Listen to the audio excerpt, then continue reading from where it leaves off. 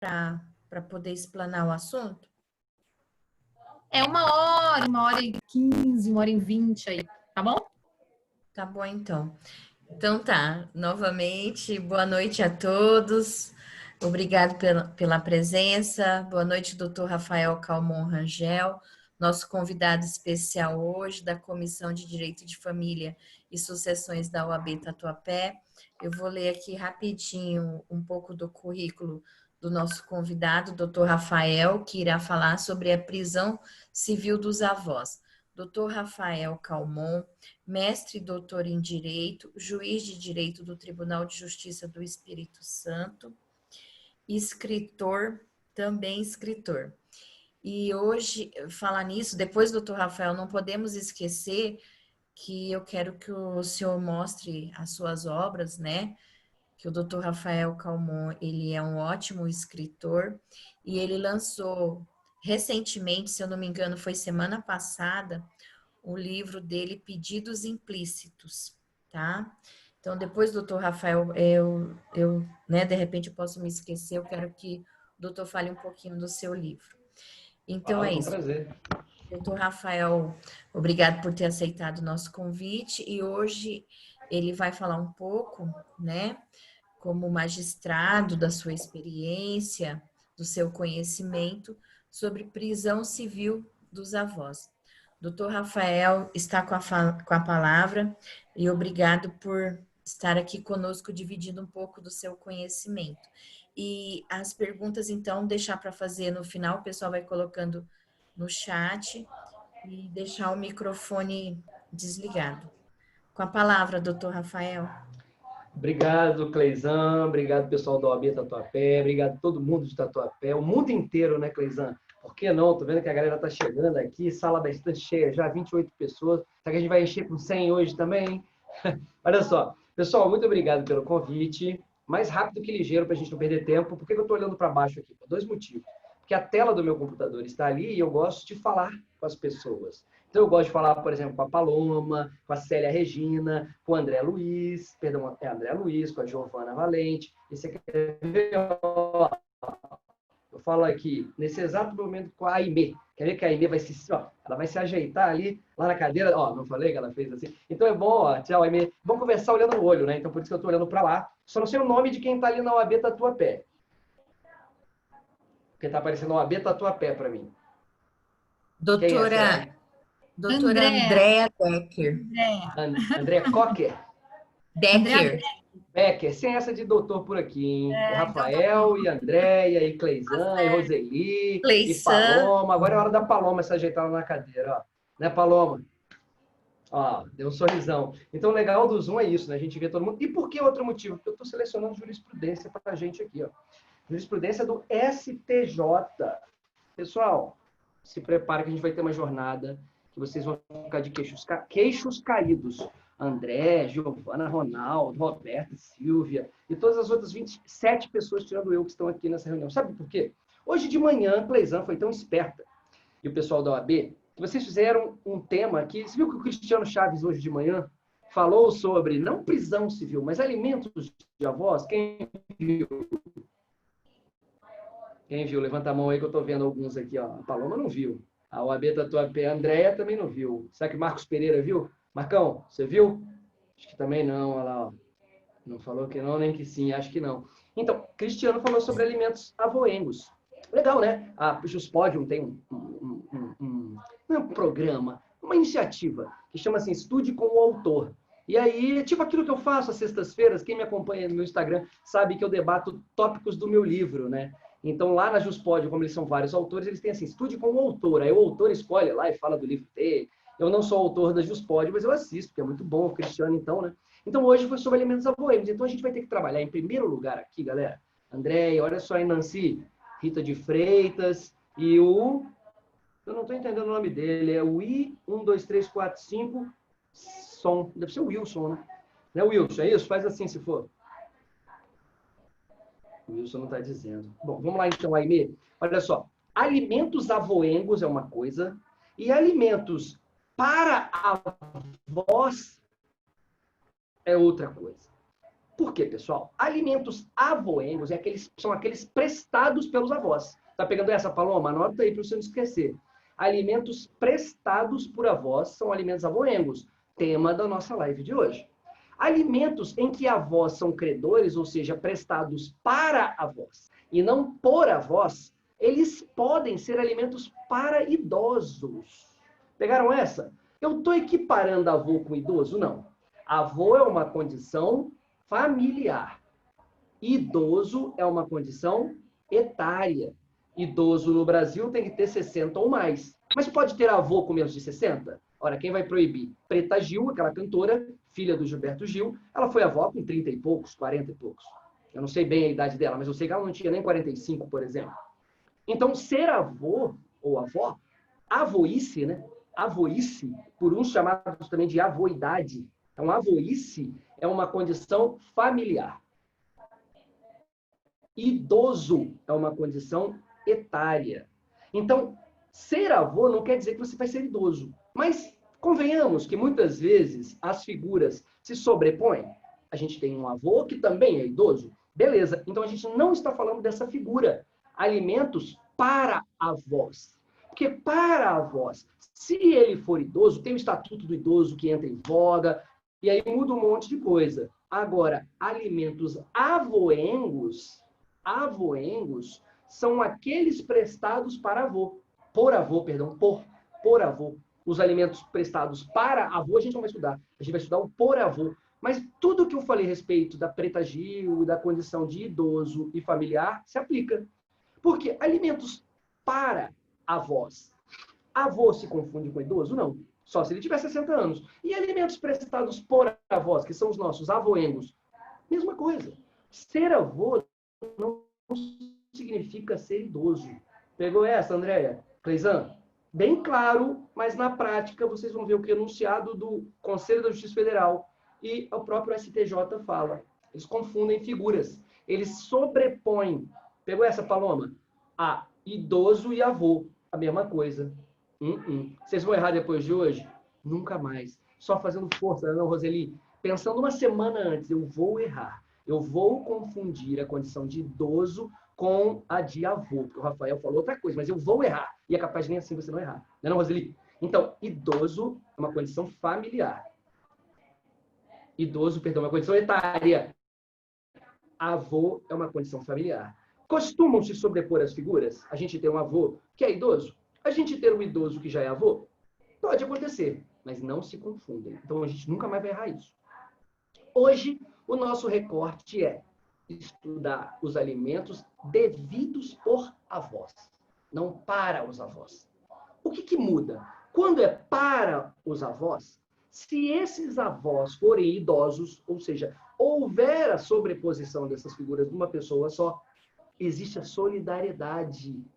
Não é o caso. Aqui os avós estão prestando alimentos. Alimentos avoengos não são aqueles devidos a avós, são aqueles devidos por avós. Pegou essa, Roseli? Nunca mais vocês vão confundir também. Alimentos prestados por avós. O avô é o devedor, no caso. Quando é prestados para avós, os avós são os credores. E neste caso, não é o nosso objeto de estudo, mas só para deixar bem claro. Neste caso, se o avô for idoso e ele tiver direito de receber alimentos, existe solidariedade dos devedores desses alimentos para eles. É a única hipótese no Brasil que tem alimentos com solidariedade. Porque a regra é que os alimentos não são solidários. E isso a gente vai ver agora. Os alimentos, em regra, são divisíveis. Anota essa figura aí, Cleizan, Roseli. Alimentos são divisíveis. O que é divisibilidade de uma obrigação? É que, ao contrário da solidariedade, onde eu posso escolher o mais rico, exemplo, quem atingiu o veículo de uma pessoa? Vou tirar de mim, mas essa vítima aí, o veículo dela, num acidente de trânsito, foi atingido por um caminhão. A culpa foi do motorista. Um camarada que deve ganhar o salário profissional dele de, sei lá, menos de uns 3, 4 mil reais. E quem é o dono do caminhão? Digamos, a Amazon. Digamos, uma grande companhia brasileira, uma gigante, uma TV Globo. Você pode processar tanto o motorista quanto o dono do caminhão. Quem é mais rico? Quem tem mais chance de solver a dívida e te indenizar numa boa? o dono do caminhão. Então, pela solidariedade, você escolhe quem você quer demandar. É claro que você vai no mais rico, que tem mais chance de pagar a indenização. A divisibilidade, que é a característica dos alimentos, e por que eu fiz aquele esclarecimento inicial? Não os alimentos devidos para idoso. Falei, quando o idoso é credor, se ele for avô, se ele não for avô, quando ele é credor, o credor idoso tem direito de processar o mais rico em busca dos alimentos. Quando ele é devedor, não. Porque quando ele é devedor, a gente está falando de alimentos que o credor não é um idoso, e sim uma criança, um adolescente, o filho e, no nosso caso aqui, o neto dele, porque a gente está falando de alimentos avoengos. Quando tem essa situação de alimentos normais, sem ser os alimentos devidos para um avô, mas sim os devidos pelo avô, a gente cai na regra geral dos alimentos, que é a divisibilidade. Divisibilidade é o quê? Eu vou atrás de João, Pedro, Henrique, Mário. Mário pode contribuir com 10. João pode com 45. Veja como divide. Fulano pode contribuir com 18. Ciclano contribui por 17% de possibilidade. A divisibilidade de uma obrigação faz com que você possa exigir cotas diferentes dos devedores. Ao contrário da solidariedade, que você pode pegar 100% daquele que te deve em primeiro lugar, e claro, aquele que é mais rico, porque ele vai ter mais chance de solver a obrigação. Na divisibilidade, ainda que seja um rico, um pobre, isso é dividido entre eles. A gente vai ver essa divisão. Então, memoriza isso aí. Alimentos devidos pelo avô cai na regra geral, ainda que esse avô seja idoso. Cai na regra da divisibilidade, que é a marca característica dos alimentos. Pegou Célia, Regina, Henrique, Ângela e Roberto? Maravilha, não é? Vejam que coisa. O avô, se ele é avô, ele é pai de alguém, que é pai do netinho dele. Até aí tá tranquilo, André? Andréia? Marcos? O avô, se ele é avô, ele é pai de alguém que é pai do netinho do avô. Tranquilo até aí, tá não, Roseli? Moleza, não tá, Simone?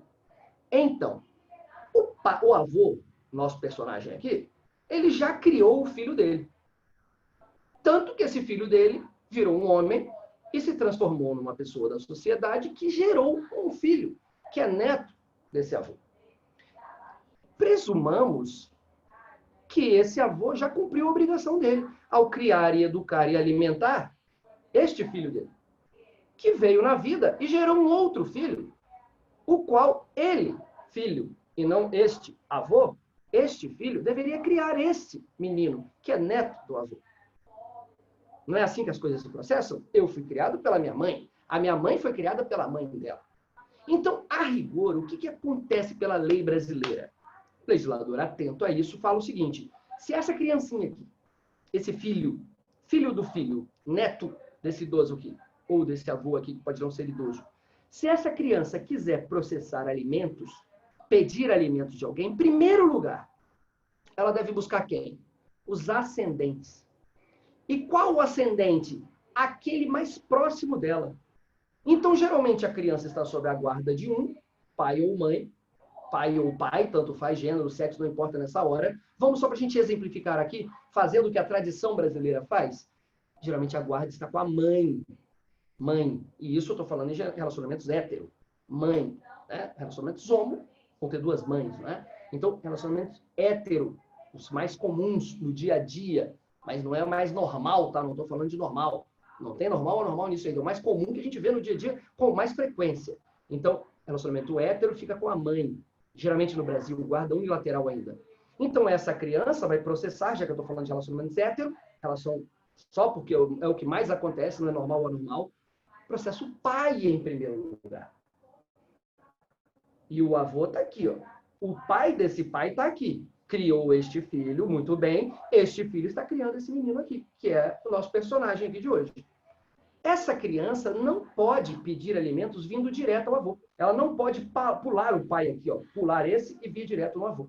Ela tem que ir primeiro no primeiro ascendente dela. No primeiro ascendente dela.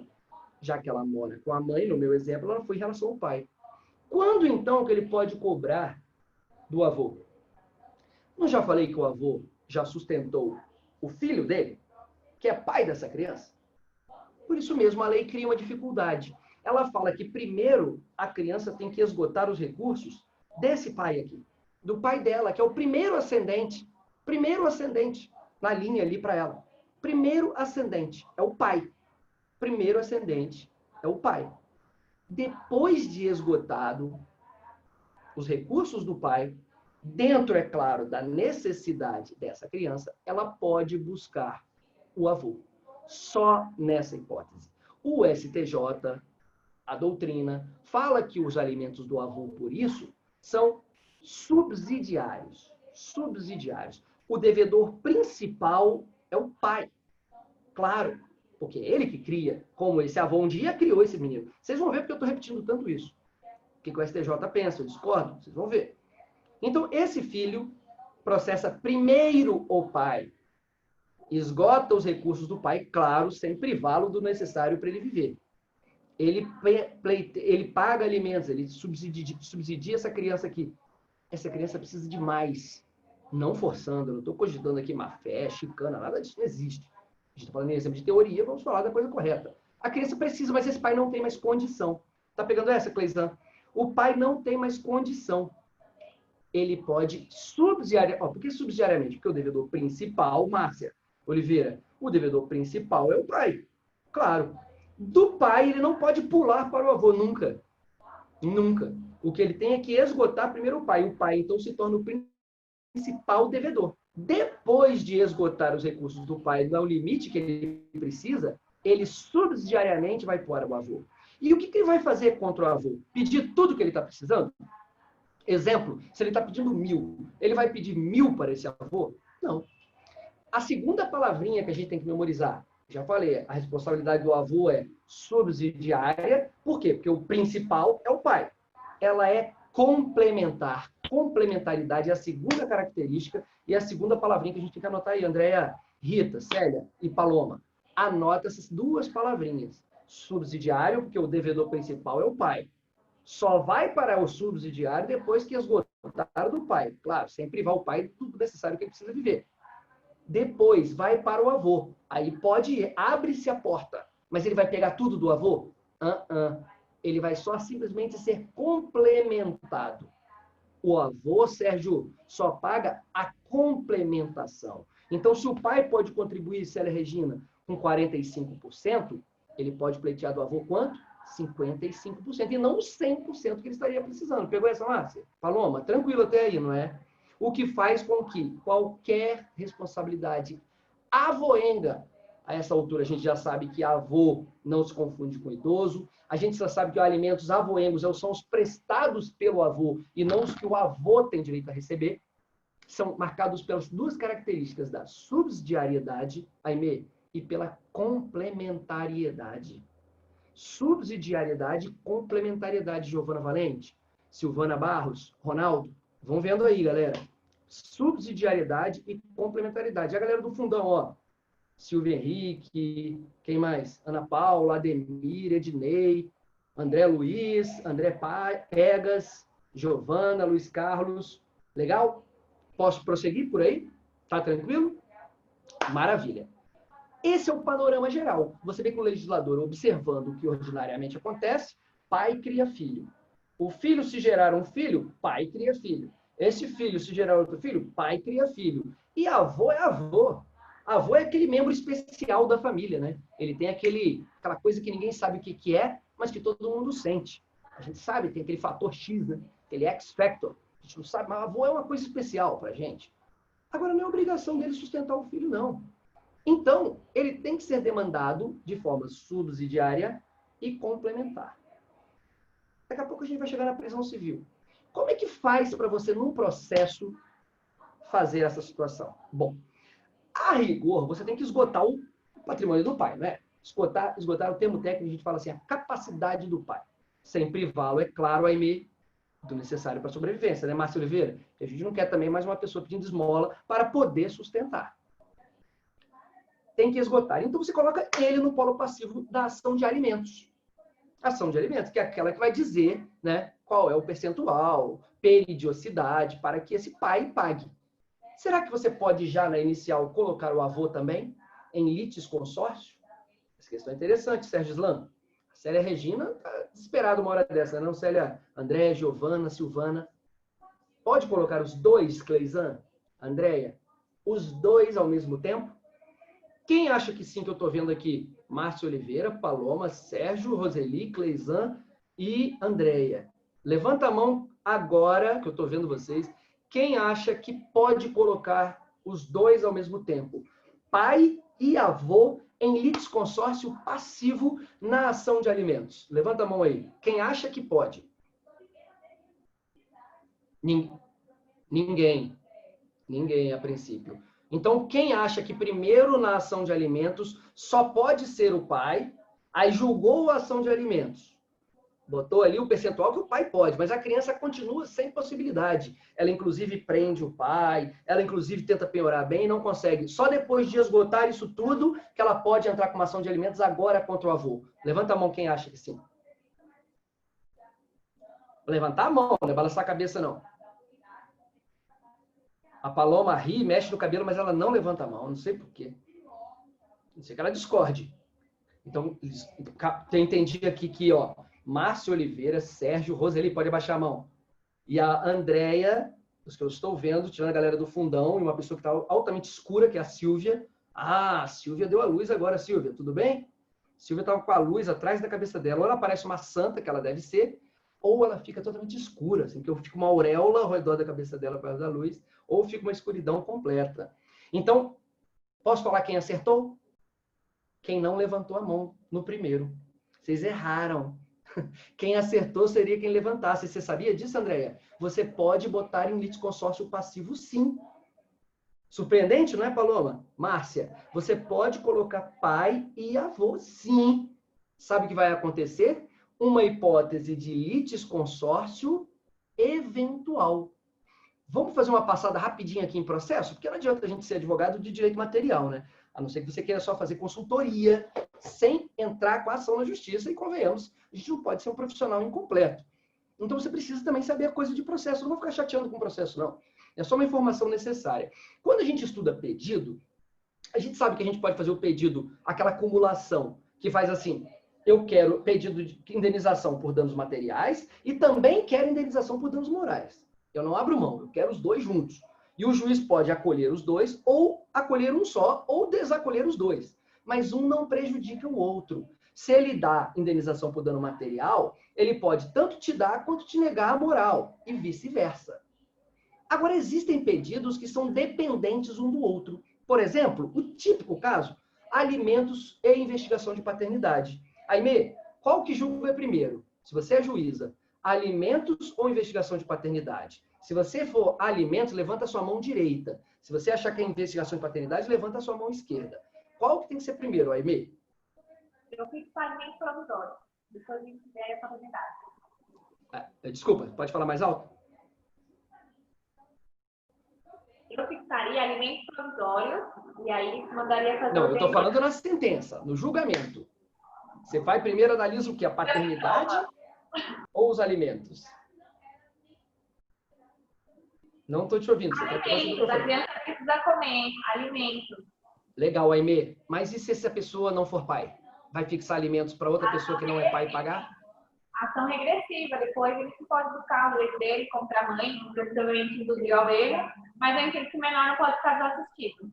Não, concordo nos provisórios. Mas na sentença, quando você tem certeza, por DNA, que o pai não é pai, será que fixar alimentos de quem não é pai é o ideal? Não, né? Então, Aimee, claro. Então, por que tem uma ordem entre os pedidos? Por isso que você, na sentença, primeiro tem que declarar pai. Porque se você não declarar pai, o pedido de alimentos cai. Você não vai fixar alimentos contra quem não é pai. Então, esse tipo de pedido, ele é chamado assim, eventual. Por quê? Na eventualidade de você julgar o pai, você condena alimentos. Percebe que tem uma condição? A indenização por danos morais e materiais, para mim, tanto faz.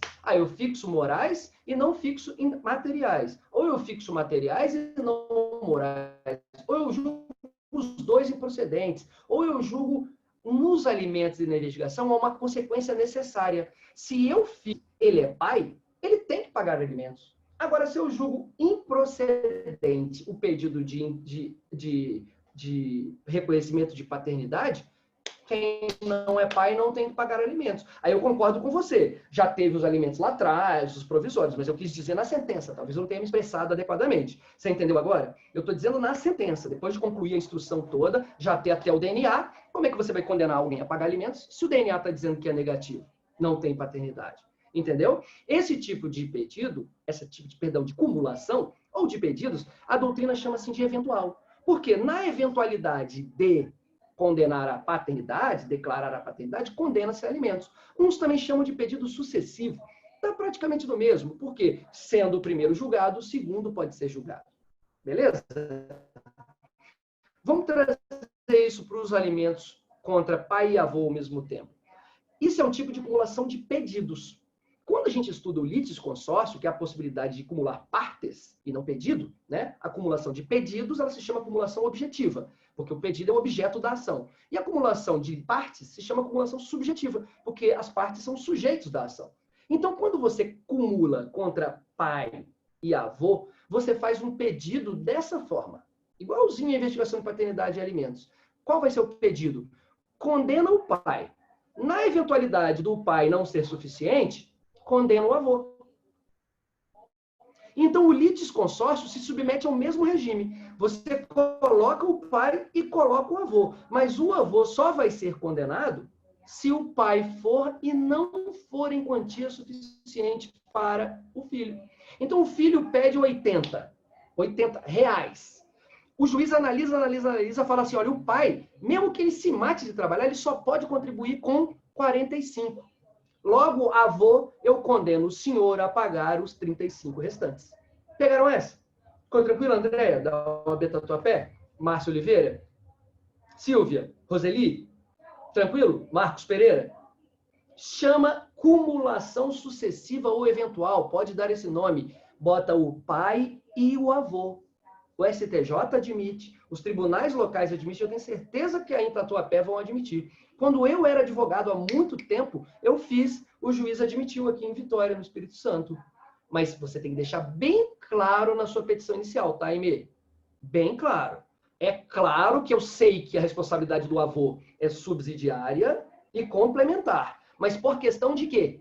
Economia processual. Imagina quanto tempo demoraria, Aimee, se você primeiro condenasse só o pai, entrasse com execução de alimentos contra ele, percebesse que ele foi preso, que ele vendeu todo o patrimônio e não consegue pagar, para só depois você... Imagina o prejuízo. Então, você vai deixar bem claro na sua petição inicial, em Silvana, você nunca mais vai errar. É só impressão minha ou Silvana Barros e Paloma Santos são a mesma pessoa? Acho que é só impressão minha, né? Mas a foto aqui está igualzinho, cabelo para o mesmo lado. Então, olha só. Silvana tá aí? Silvana fez um joinha. Silvana, se você quiser aparecer da Hora da Graça aí, Nancy, Andréia, Luiz Carlos, é bom, hein, pra gente ter interação aqui. Já perceberam que eu gosto de aula interativa, né, não, Márcio Oliveira? Então, Silvia, essa é para você. Petição inicial, na hora que você fizer, Silvia, você vai deixar bem claro o nome do pai, é escrito assim, pai, e o nome do avô, escrito avô. Aí, nos fatos, você vai dizer assim, fulano é filho de, sei lá, A e neto de B. Pai não pode contribuir, porque já pesquisamos, já pensei em conversas, tratativas, não foi possível ele pagar alimentos, não importa que o meu cliente precisa. Por isso, já estou colocando o avô aqui na petição inicial. E eu preciso de tanto e tanto. Se o pai não puder pagar, porque eu preciso, na verdade, é de 80 ou 100 reais, ou por cento de salário mínimo, ou não sei quanto você precisa, o pai não pode contribuir, e disso eu já sei. Se ele puder, ótimo. Se ele não puder, o avô já está aqui. E na parte dos fundamentos jurídicos, Aimee, você vai dar aula para o juiz. Aula. Sabe o quê? Você vai escrever, sei muito bem que a responsabilidade do pai é principal e do avô é subsidiária e, a outra palavrinha, complementar. Mas, juiz, seria contraproducente se eu primeiro processasse o pai, tivesse que promover execução contra ele, só então eu saber que ele não tem condição, e o meu cliente poderia morrer de fome até lá. Ele ficaria desguarnecido. Lembra que é uma criança. Então, por questão de economia processual, tá pegando aí, a aula que você vai dar para o juiz? Por questão de economia processual, eu já rolei os dois. Ciente, excelência, de que o pedido contra B só poderá ser analisado se realmente, como eu já suspeito, a condição de A, que é o pai, for insuficiente. Pegou a aula?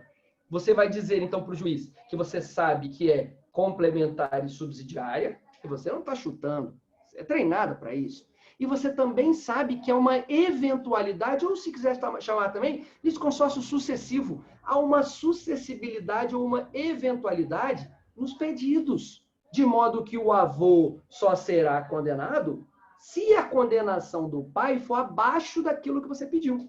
Você não pediu R$80, o juiz vai analisar o que você já tem certeza. Porque você já está conversando com o pai é pai da criança, o juiz está conhecendo aquilo ali na hora. Então o juiz não pode, olha aí, não pode de antemão extinguir o processo em relação ao avô. Ele tem que manter o avô no processo. O que ele pode fazer no final, Aimee? Perceber que realmente o pai tem 80, que é o que você está pedindo nesse meu exemplo, e julgar improcedente em relação ao avô. Entendeu? Mas não extinguir o processo por ilegitimidade em relação ao avô. Agora vejam, pessoal. Roseli, tá tranquilo? Tá tranquilo, Sérgio Islam? Faz sentido isso que eu estou falando ou eu estou viajando aqui, Silvia? Estou viajando, Paloma? Ou faz sentido? Faz sentido. Ótimo. Giovana, olha essa. Isso tudo eu estou falando para a ação de alimentos, pessoal. Aimee, anota com letras garrafais, pega uma garrafa de Coca-Cola, 2 litros, 3 de preferência. Daquele tamanho, você escreve, eu estou falando para a ação de alimentos. Sabe por quê? Porque se você conseguiu a condenação só do pai, naquele meu exemplo, Paloma, você não teve essa aula de hoje, hein? Aula não. Essa exposição aqui de hoje, a aula foi só força do hábito, tá? Mas não sou professor de nada para ensinar vocês, não. Então, e não é bobagem, não. Não sou mesmo, não tenho o jeito de professor. A gente está trocando ideia aqui. Mas, você nunca mais vai errar depois de hoje. Sabe por quê? Porque se você processou só o avô, só o pai, perdão. Olha essa, hein, Márcia? Só o pai. E você não teve essa participação aqui hoje. Você atuava no modo antigo. Tipo assim, não vou acumular. Não é litisconsórcio, não é complementaridade. Não. Hoje você não vai fazer, mas estou dizendo, alguém que não fez esse debate de hoje aqui, entra só contra o pai. Aí vai, está no estado de julgado, executa o pai não paga. Você prende o pai não paga. Aí você fala, agora eu constatei que realmente o pai não tem condição. Vou processar o avô, quer saber? Vou aproveitar essa própria execução aqui, olha essa, hein, Márcia?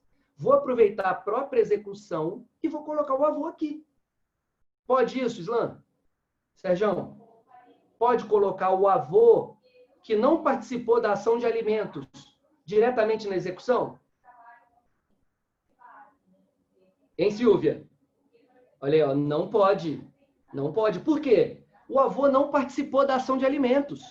Por isso que eu falei bem claro para a Aimee. Bota em letras garrafais. Isso de botar os dois juntos é lá na ação de alimentos, não é não, Roseli? Sabe por quê, Sérgio? Toda execução precisa de quê? Aquele papelzinho que no Brasil é chamado de título. Título executivo. Se o avô não participou da ação de alimentos, tem título executivo contra ele? Não tem. Ele não foi condenado a pagar alimentos, ele nem sabe o que está acontecendo. Pegou essa? A importância de você, na ação de alimentos, por isso eu falei, letras garrafais, do tamanho da garrafa de 3 litros de Coca-Cola. A ação de alimentos, escreve na sua parede. Você nunca mais vai errar isso, né? Não, falam, Paloma, nunca mais você vai errar isso, Silvana e Giovana. Para a ação de alimentos, pode ter litisconsórcio? Quem disse não, errou. Pode, mas atenção no litisconsórcio, já falei. A responsabilidade do avô, desde o início eu estou falando, ela é subsidiária, porque a do pai é principal, e complementar, porque ela se destina só a complementar o que o principal não tem condição de pagar. Se você pede R$80, ou qualquer valor, eu estou só simbolizando aqui com 80, e o pai só pode pensionar com 60, você vai atrás do avô com 20. Você, na sua petição de alimentos, você já pode colocar só o avô? em uma situação. Só o avô. Em uma situação. Super arriscada. Super arriscada. Se você nunca processou o pai, é super arriscado. Não recomendo você colocar direto o avô. Não recomendo. Seria muito complicado, mas uma hipótese poderia ter sido. Você fez um acordo com esse pai, fora da justiça, eu estou falando assim, hipótese em que nunca passou pela justiça, ou seja, o pai nunca foi processado, fez um acordo na defensoria ou no seu escritório, tá? Advogado pode fazer acordo, não precisa ser um chancelar por ninguém, não precisa levar ao juiz homologar. Você pode fazer no seu escritório, é título executivo judicial. Você fez e você iniciou um processo de cobrança extrajudicial. E esse pai chega para você e fala assim, por uma declaração, eu não tenho condição de pagar. Só nessa hipótese, que vai estar comprovada para o juiz o quê? A impossibilidade do pai. Mas convenhamos que é bem difícil isso acontecer, né? É bem difícil. Então, vamos riscar colocar o avô diretamente no polo passivo sozinho. Tá bom, Aimee? Sozinho, meio perigoso. Não recomendo. Agora, pai e avô, só pai, se você sabe que o pai está meio quebrado, não recomendo. Não recomendo. Tem um probleminha nisso aí, a gente vai ver. A gente vai bater muito papo aqui ainda. Por enquanto, deixa eu só saber como é que tá aí o termômetro. Tá maneiro? Andréia, da OAB, tá legal? Tô pegando? Faz sentido o que eu falo, Márcia? Ou tô viajando? Tô viajando? Ah, faz sentido, legal. Silvana não fala. Sergião, tá ligado? Legal. Silvia Hernandes. Massa, né? E cadê a nossa santa Silvia? A outra Silvia, tem duas Silvia. Tem a Santa Silvia, isso. Santa Silvia, qual o nome da Santa Silvia? Abre o microfone dela aí, alguém, para saber o nome da Santa Silvia. Ou então alguém escreve, Doutora alguém fala. Silvia Mandarim. Silvia Mandarim. Nome de santa, hein? Nossa Santa Silvia, tudo ok, Santa Silvia? Ou eu tô viajando? Beleza. Não te ouvi, mas ouvi sua cabeça. Então, Roseli, decoramos, né? Fazendo aquele apanhado geral. Avô não se confunde com idoso. Alimentos avoengos não se confunde aos alimentos pedidos por avós. Se for estatuto do idoso, quando pede, tem solidariedade. No nosso caso, mesmo que seja idoso, mesmo que seja avô, não tem solidariedade, tem divisibilidade. Anota aí, hein? Alimentos para avós, para idoso, se for avô, tudo bem. Solidariedade de quem deve. Quando o avô é que deve, seja ele idoso ou não, não tem solidariedade, tem divisibilidade. Tanto que o pai pode dar R$70 e o avô 30. Então a gente já pegou, ó, idoso e avô não se confunde. Alimentos avoengos é só para quando o avô presta, o avô deve, e os alimentos que o avô pede não tem nome. Não tem solidariedade nesses alimentos do avô, porque o avô é devedor, ainda que ele seja idoso, não se aplica, aplica divisibilidade. E nos alimentos devidos para idosos, seja ele avô ou não, existe solidariedade de quem deve, que é o credor, nesse caso meu aqui, que é a criança ou o pai dessa criança, eles é que vão dever para esse avô, na outra hipótese que a gente não está tratando aqui. Pegaram isso, né? E a gente está falando já do aspecto processual. Pode botar os dois na petição inicial? Pode, mas você tem que deixar bem claro que você sabe que a rigor é subsidiária e complementar. Duas palavrinhas de alimentos avoengos. Subsidiária e complementar. Mas que você está colocando os dois no processo, porque você já sabe que o pai, que é o responsável direto, lembra, o avô é o subsidiário, o direto, principal, não tem condição para pagar no limite que você quer, então você coloca já o avô para complementar. Deixa bem claro, tanto nos fatos, que você sabe disso, quanto nos fundamentos, essas duas regrinhas, da complementariedade e da subsidiariedade, e que eles estão ali em litisconsórcio eventual. Para a eventualidade de o pai não ter condição, eventualmente, chama-se o avô. Massa aí, Cleisan. Posso prosseguir? Então, beleza. A gente matou aqui parte do direito material, parte do direito processual, na fase de conhecimento. Então, repisando o que acontece na execução. Para que o avô seja executado, por que eu estou falando de execução? Porque vai ter tudo a ver com o nosso tema.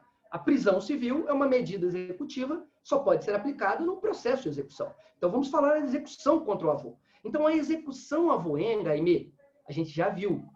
Sergião, para que o avô seja executado, tem que haver o que contra ele? Consegue liberar seu microfone aí, Sérgio?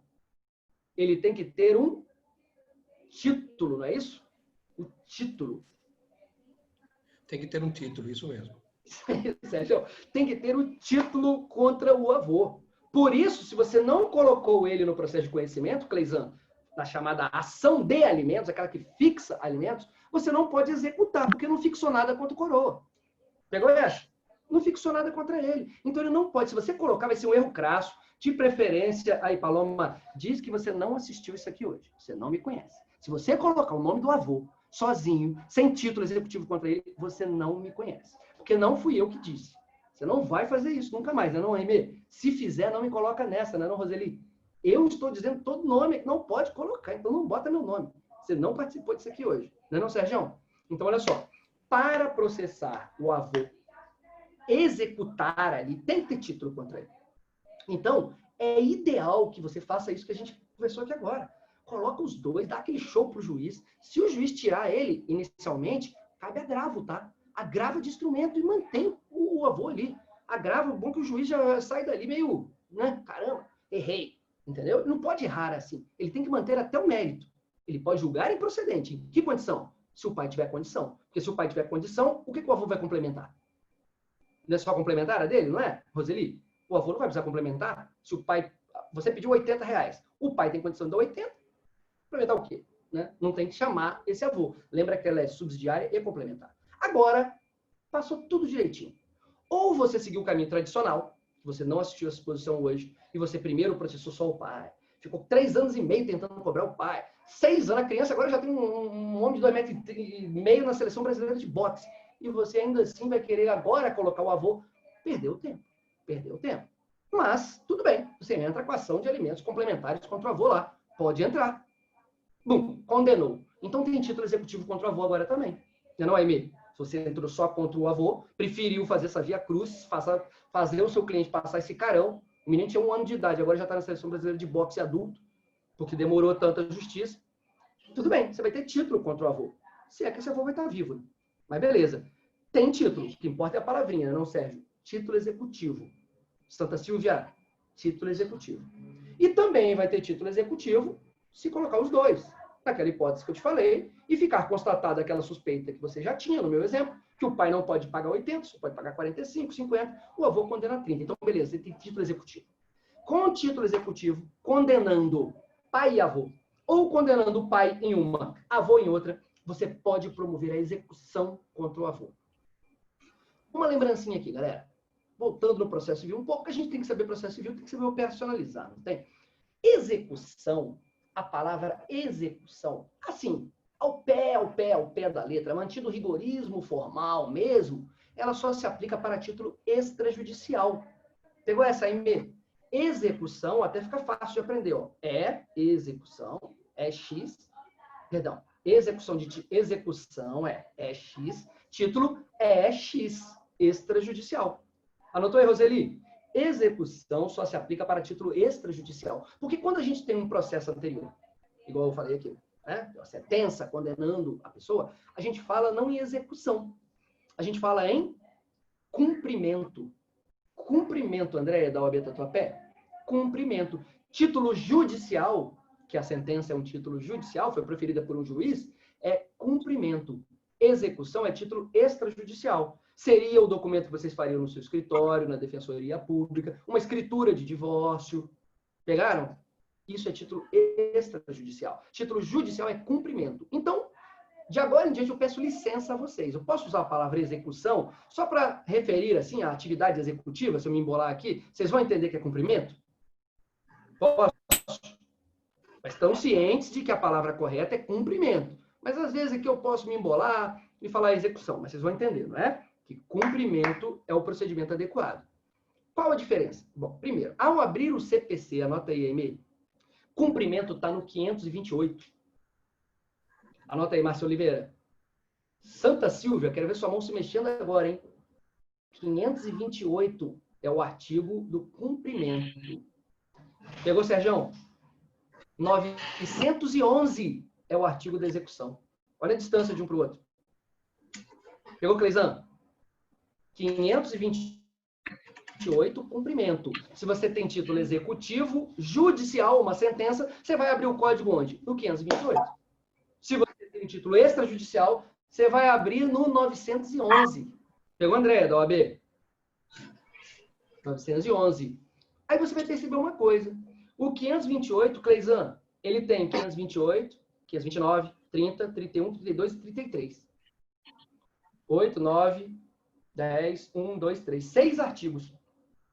Disciplinando o cumprimento de sentença ou. Não é cumprimento de sentença. Por isso que eu falei que o rito é cumprimento. Sabe por que, Cleisan? Porque decisão interlocutória é título judicial. O juiz que proferiu e pode executar. Acórdão é desembargador que proferiu, mas é título judicial e pode executar. Então, você não pode falar cumprimento de sentença, a não ser que você peça licença, como eu pedi. Eu entendo que não é, mas estou falando aqui só para força do hábito. Entra com cumprimento de sentença, mas não é cumprimento de sentença de uma decisão interlocutória. Não é cumprimento de sentença de um acórdão. Então, qual é o nome correto? Cumprimento. Cumprimento, ponto. Da mesma forma que execução é execução, você não precisa complementar execução de título extrajudicial, porque só tem execução de título extrajudicial, você só fala cumprimento. Agora, o que você vai cumprir? Depende do título. Cumprimento de decisão, cumprimento de acórdão, cumprimento de decisão monocrática do tribunal e cumprimento de sentença. Pegaram essa? No cumprimento, a gente tem 528, 29, 30, 32 e 33. Na execução, a gente só tem artigos 911, 912 e 913. Ó, 3 artigos para regular a execução e 6 para regular o cumprimento. Quer dizer que o cumprimento é um procedimento mais específico, mais detalhado? Salva sua vida aqui, Márcia. O CPC 15, esse aí novo, ele tem uma técnica muito boa. Que sabe qual técnica que é? Ele faz uma rede de integração normativa, chama cláusulas de extensão. É uma norma de extensão. Sabe por quê? Porque você vai estar lendo lá no artigo 120. Anota um artigo que eu vou te falar agora há pouco. Anota aí o 139. Anota aí. 139, inciso 4. Aimee. Roseli, escreve aí. 139, inciso 4. Lembrando, hein, galera? Inciso não é quarto, não, hein? Inciso é 1, 2, 3, 4, 5. Artigo que é primeiro, segundo, terceiro. Parágrafo é parágrafo primeiro, segundo, terceiro, até o 9º. 10 é 10. É artigo 9º. Artigo 10, 11, 12, tá bom? Vai até 9º só. E inciso nunca é assim. É 1, 2, 3, 4, tá bom? Então, inciso 4 do 139, Aimee. Anota aí que daqui a pouco a gente volta a falar sobre ele. Anotaram? Anotou, Márcia? Lucas? Beleza. Então, você vai estar lendo um artigo 120, 140, eu estou chutando aqui, tá, pessoal? 400, o que eu quero dizer? Bem distante do artigo 528. Que é o que a gente vai falar daqui a pouco. Bem distante. Sabe o que vai estar escrito? No que couber, ainda que o 528 seja omisso, você pode aplicar esse regramento aqui. Entendeu, Cleisan? Na execução, vai estar dizendo assim, no que couber, a gente já viu que execução não é a mesma coisa que cumprimento. Diferente, não é? Mas lá no cumprimento vai estar dizendo assim, no que couber, aplica-se o artigo da execução aqui. E na execução, vai estar dizendo assim, aqui na execução, aplica-se no que couber esse dispositivo aqui do cumprimento. Sabe por quê? Para o legislador não precisar ficar escrevendo tintim por tintim tudo que ele precisa. Ele faz um tratamento bem completo e depois ele diz, está vendo isso aqui? Aplica lá na frente. Quando a lei for omissa lá na frente, você pode simplesmente aplicar esse artigo aqui. Porque eu estou te dando uma norma de extensão, uma ponte. Cleisan, você pula lá da parte geral e aplica lá no cumprimento. Você sai lá da parte geral e aplica lá na execução. Então, com base nisso, você lê o 911 e 913 bem mais tranquilo. Você vai falar, poxa, eu tenho título extrajudicial, mas ele me dá as mesmas garantias que o cumprimento dá. Não é pelo fato de estar tratado só do 911, 12 e 13 que ele é capenga, que ele é manco em relação ao cumprimento, que é 528, 529, 31, 32, um monte de parágrafo. Pegaram essa? Normas de extensão, Sérgio, André, Giovana. Normas de extensão. Então, não tem problema. O tratamento lá da execução de título extrajudicial, ou vulgo execução, porque não existe execução de outra coisa que não seja título extrajudicial, é idêntico ao do cumprimento de título judicial, ou só cumprimento, porque não existe cumprimento de outra coisa que não seja título judicial. o cumprimento e a execução de alimentos, embora estejam tratados em capítulos, artigos diferentes, é a mesma coisa. Tudo bem? Posso prosseguir? Então, vamos lá. A gente tem título executivo. No nosso exemplo, é o judicial, que foi uma sentença. E vocês, uma altura dessa, já deram um show no juiz de Tatuapé, dizendo que pode acumular litisconsórcio, subsidiariedade. Não precisa voltar aqui, porque a gente já é craque a uma altura dessa naquilo. Então, tem título executivo judicial, é claro, contra os dois. Você promove o cumprimento, não a execução. Me perdoem se eu falar execução, mas vocês estão sabendo que vai ser um eu consciente. Cumprimento. Tendo o título, cadê? Sérgio já não vai me deixar mentir. Tendo o título, pode processar o avô. Agora, qual é o grande problema que eu falei lá no início? A responsabilidade do avô na vida. Eu comecei falando assim, na vida. O que acontece na vida? O avô cria o filho cria o filho, filho cria o filho, e o avô criou esse filho que gerou um filho que é neto dele.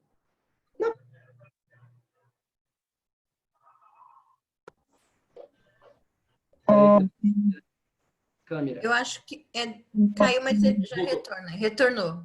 Beleza. Então, no dia a dia, eu falei, cada um cria o seu. Pai, que agora é o idoso, o avô, criou esse, que cresceu, gerou esse, que cresceu, gerou esse. Esse é cuidado por esse é cuidado por esse é cuidado por... E assim que é a vida. O direito copiou isso. Eu não falei que a responsabilidade do pai é principal e do avô é subsidiária? Não falei isso, Sérgio? A responsabilidade do pai é principal. Na execução, sabe o que o STJ permite que aconteça? Aimee, Cleizan, Roseli, Santa Silvia e Silvia Hernandes. Que também é uma santa, né? Mas estou apelidando aqui uma só de santa. Sabe o que acontece, Cleizan, na prática? O STJ fala assim, agora que vocês foram condenados, o problema é de vocês. Pai paga, avô paga, pai vai preso, avô vai preso, vai em cima do patrimônio do avô, vai em cima do patrimônio do pai. Eu não concordo, Aimee. Não sei você. Avô é um bicho diferente. Avô já criou o filho dele. Tem aquele fator X que a gente não sabe dizer, mas sabe que tem, né, não, Paloma? Avô tem outro tipo de obrigação na vida dele. Já criou teu pai. Por isso teu pai te deu uma criação. Só que quando o STJ permite que, aberta a porteira, você processe avô, processe pai e prenda avô, aí você começa a mexer com várias outras questões alheias até ao direito. A responsabilidade do avô não é subsidiária? Na execução deveria ser também. Se a medida executiva da prisão é para o pai, para o avô não devia ser uma medida tão forte quanto essa, devia ser uma medida subsidiária. O dinheiro do avô já é subsidiário. Exemplo, no meu exemplo de sempre, 80, o pai só pode pagar 50, só tem que pegar 30 do coroa. Mas se esse coroa não pagar 30, não pode prender ele. Ele já criou o filho dele. E agora, cabe ao filho dele criar o neto dele. Ele já foi condenado de forma complementar e subsidiária. O coroa já está ali no sufoco. Já deve, se for idoso, a gente vai ver que pode piorar isso tudo. Prender esse camarada é algo um pouco ruim. E aí a gente começa a entrar no nosso assunto. Olha só. Quando você tem cumprimento e execução, vocês nunca mais vão confundir. Cumprimento é jude, execução é extra. Lembra? Execução é X, extra é X. Tem alguma coisa fazendo um barulho aí. Doutora Silvia, por favor, desligue seu microfone. Santa Silvia. Obrigada. E aí, tudo bem? Estão ouvindo? Tudo certo para mim? Sim, dá para ouvir, doutor Rafael, só não conseguimos ver sua imagem. Espera aí, já estou retornando aqui. Minha internet hoje está meio mal. Gente, deixem os microfones desligados, somente o doutor Rafael que fica com ele ligado. Tá, espera aí que eu estou já conectando minha câmera aqui, hein? Ih, minha câmera vai dar problema logo agora, espera aí. Já volto, hein, pessoal? Tranquilo, tranquilo, não há pressa.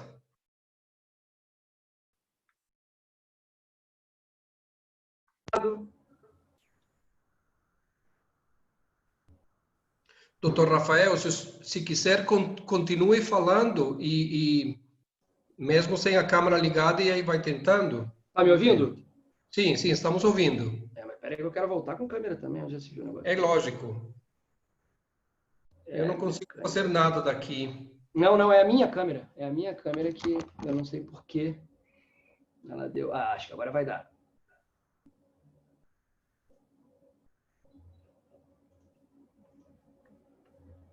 Bom, vamos aproveitar só para... Pode ir dando um anúncio aí, alguma coisa. o anúncio de que a aula está maravilhosa, né? O que a gente pode falar a mais, né, Cleisan? Uma coisa impressionante. É uma verdadeira aula, né? Que nós estamos recebendo aqui. E olha que a gente está sendo pego no pulo do gato aqui, né? Tendo que responder coisas que, pelo amor de Deus, de repente a gente fica até vermelho. Não, mas aqui, ó, aqui é o local para não ter problema, hein, pessoal? Nunca vou julgar lógico. vocês, não, hein? Estamos em família, estamos em família. Mas eu acho que sem problema, doutor Rafael. Aí, a câmera voltou agora. Voltou. Ainda não. Volta. Peraí, que agora eu tô voltando aqui.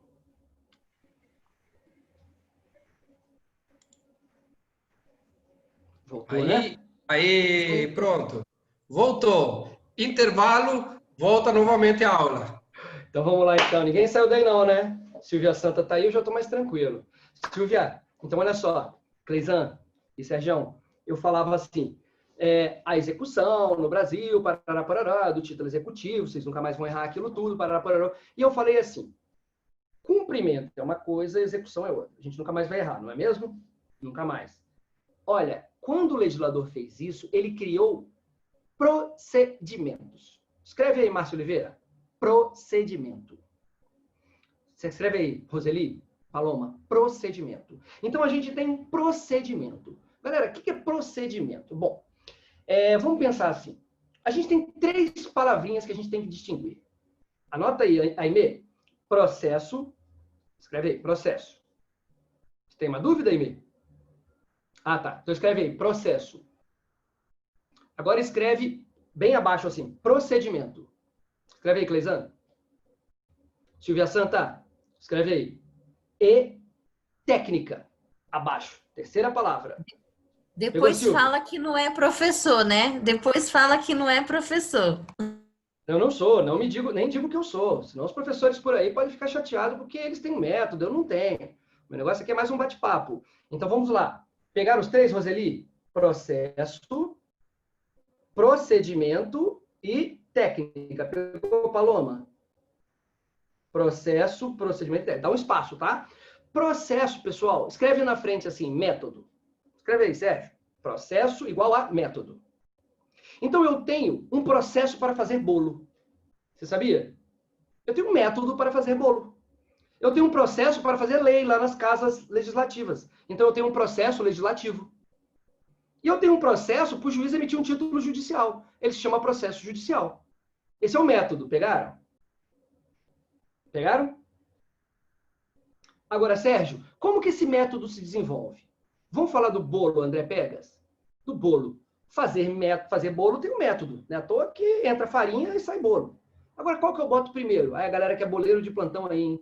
Quem sabe fazer bolo bem? André Luiz tem a cara que sabe fazer um bolo de chocolate, delícia. André Luiz, entra primeiro a farinha, ou você liga o forno, ou é o fubá, ou é o chocolate, ou é o ovo. Já pensou se eu boto primeiro a farinha, jogo o ovo assim de qualquer jeito, asso aquilo, depois boto na batedeira? Vai ficar meio mal, não vai não, Cleisan? Então, a gente tem um procedimento. O procedimento é a ordem de atos a serem praticados para esse método surtir efeito. Pegou, Sérgio? Então, num processo de legislativo, que é o processo, método de fazer lei, tem que primeiro apresentar um projeto, depois ser submetido à votação, à aprovação e à publicação. No bolo, bota primeiro a farinha e o ovo, aí mexe aquilo, descansa, depois vai para o forno tem a temperatura, bota no tabuleiro e a gente come aquela maravilha. Não é não, Márcia? Então, o processo judicial também tem. Você tem a petição inicial, depois a contestação, depois a audiência, até a sentença. Isso se chama procedimento. Então, se processo é método, procedimento é a forma como os atos são praticados nesse método. Para que atinja o resultado buscado, não é não, Cláudia Ramos? E você tem técnica, que é a terceira palavrinha. O que é técnica, pessoal? Técnica é mecanismo. Mecanismo utilizado para atingir finalidades dentro de um procedimento. Pegaram? Pegou, Márcia?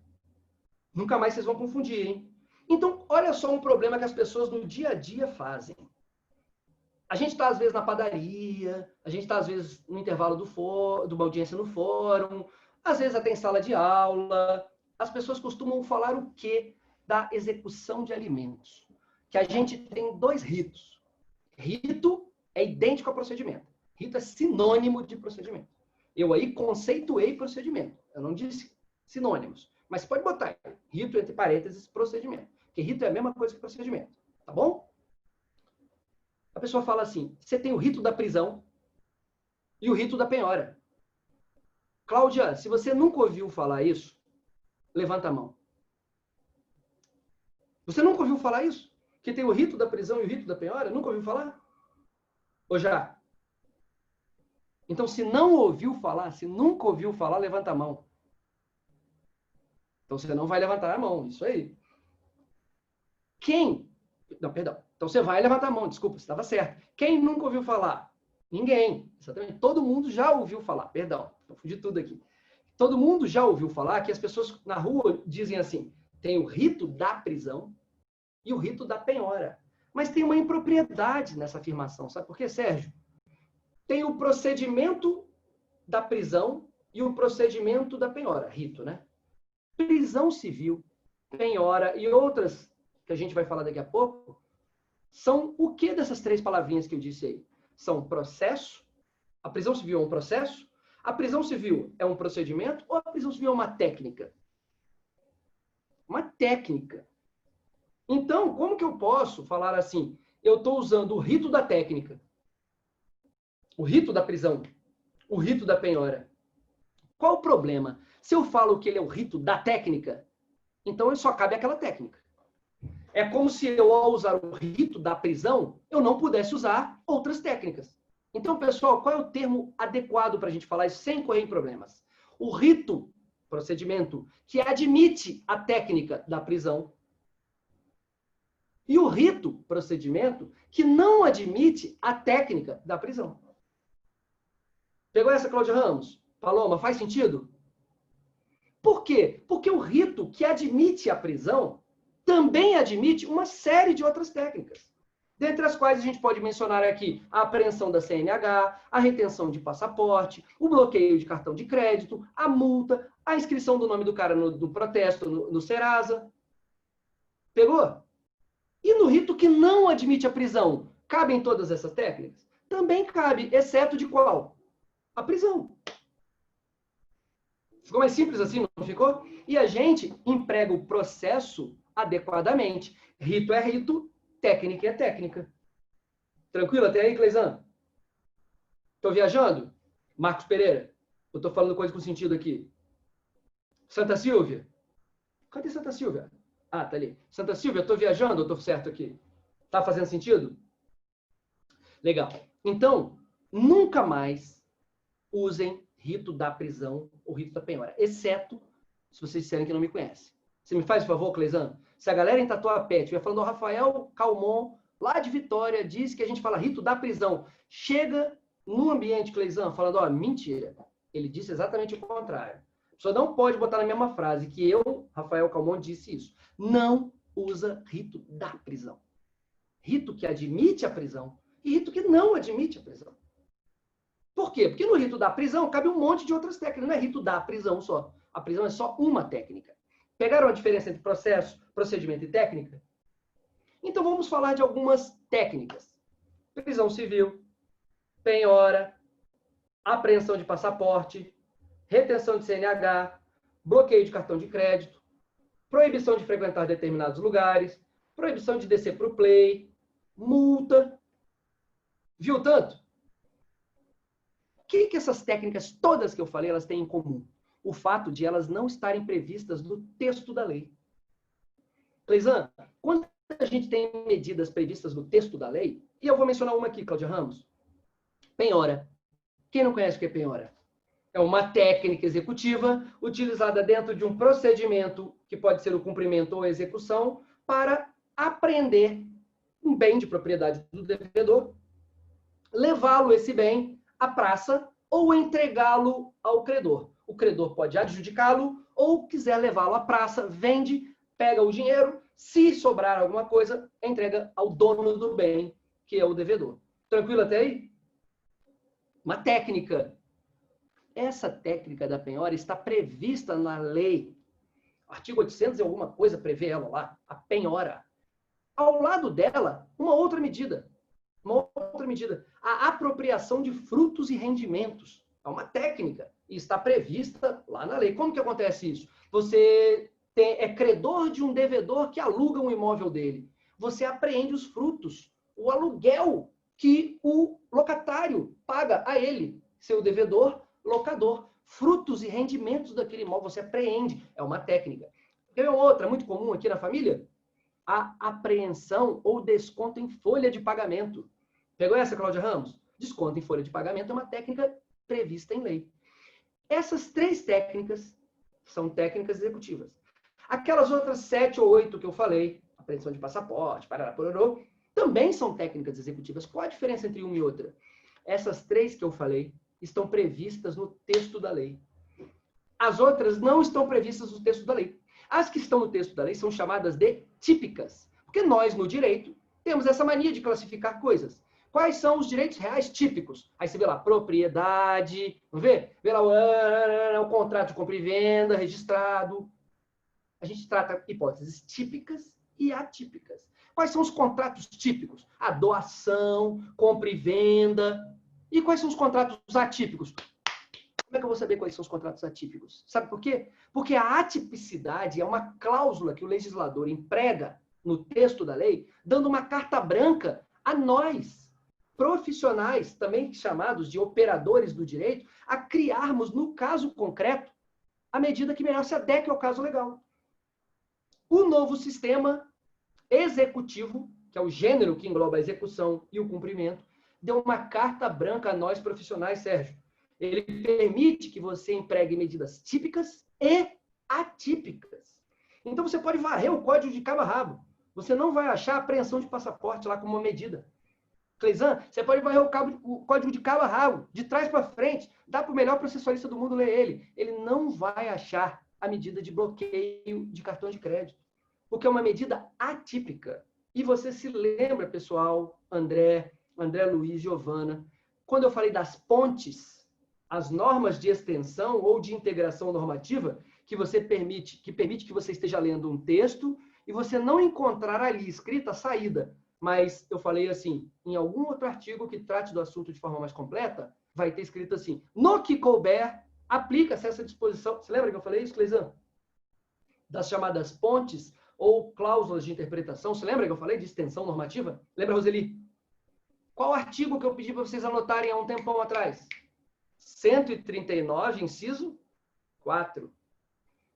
Não adianta vocês lerem que eu não vou ouvir bem. Mas o 139.4 vai falar assim, ó. O juiz pode aplicar todas. Estou falando bobagem, Cleisan? Leia aí o texto, Aimee. Todas as medidas coercitivas, mandamentais, indutivas. Não está mais ou menos assim, Roseli? Artigo 139, inciso 4. Não está dizendo isso? Paloma? Todas as medidas. Sérgio, ao dar uma carta branca para o juiz usar todas as medidas, ele quis limitar só as medidas típicas? Todas. Juiz, use as típicas, mas também fique à vontade para usar as atípicas. Por que eu estou dizendo isso, pessoal? Porque quando o legislador brasileiro adotou esse sistema, que se chama sistema misto ou híbrido, por quê? Porque ele admite as típicas e as atípicas, ele aumentou a possibilidade do credor receber, porque aumentou o arsenal desse credor. Ele agora não precisa ficar limitado à penhora, ele agora não precisa ficar limitado à prisão civil. Ele pode entrar na justiça e fazer um sopesamento de valores e falar assim, papai, exemplo, tá? Estou aqui falando do pai devendo alimentos para uma criança só para exemplificar. Mas pode ser a mamãe também. Ele pode olhar e falar assim, eu não quero que papai vá para a cadeia. Ele pode me dever alimentos, mas eu não quero que ele vá para a cadeia. Por quê? Ele pode ser preso, ele vai ser preso, ele pode ser morto, pode ter uma rebelião, o cachorro da polícia pode entrar e morder ele, pode tomar gás lacrimogênico na cabeça, pode tomar uma porrada. Porque prisão civil do Brasil, pessoal, não vai para cela especial não, tá? É uma cela diferente dentro da mesma unidade. E pelo Código de Processo Civil Brasileiro, quem lê aí artigo 528, os parágrafos do 528, possivelmente é o 7º, eu posso estar enganado. Ele fala assim, que a prisão será cumprida em regime fechado. Fechado. Regime fechado é aquele cumprido em penitenciária. Estabelecimento de segurança máxima ou média. É lá que a galera que costuma praticar crime tá. É lá que costuma ter invasão. É lá que o BOP chega dando porrada e tiro. O devedor vai estar ali, tá? Cachorro da polícia não sabe diferenciar entre condenado por estupro, condenado por homicídio e devedor de prisão, não, tá? Bomba de gás lacrimogênico, idem. Então o pau pode cantar mesmo, a chinela pode voar ali para todo lado. O credor pode estar consciente disso e falar assim, eu não quero, na pior das hipóteses, Roseli, mandar papai para a cadeia. Então, já que o legislador me deu uma carta branca para usar todas as medidas de índole coercitiva, mandamental, e por que o 139 é usado lá na execução? Porque vai ter um artigo do Código dizendo que os artigos da parte geral são empregáveis lá na execução, porque o Código fez isso. Já falei aqui. Eu quero o juiz substituir. Mesmo que ele me deva, eu não quero a prisão civil. Cláudia Ramos, a prisão civil é um procedimento, uma técnica ou um processo? Técnica. A execução, pessoal, ela é instaurada no interesse de quem? Do credor. Se o credor não quiser instaurar a execução, o Estado pode obrigá-lo a instaurar? Tem um artigo bem claro no Código, salvo engano, artigo 760, 780, fala assim, a execução se processa no interesse do credor. Ele pode desistir da execução ou desistir de qualquer medida executiva. Então, vamos para um exemplo aqui. Eu já estou me encaminhando para o fim? Olha um exemplo, Cláudia. Você promove uma execução e usa a técnica da penhora. Penhora bem do devedor. Aí penhora o único bem que ele tem. Uma moto com pneu furada, com 150 restrições, tiro de bala, toda ferrada. Você vai olhar aquilo e falar assim, ai meu Deus, tá bom, vou tentar levar isso a leilão. Anuncia no OLX, faz o leilão na internet, você ganha memes de resposta. As pessoas olhando assim, meu Deus, não acredito que você está oferecendo isso à venda. De tão jaca quebrada que aquele negócio é.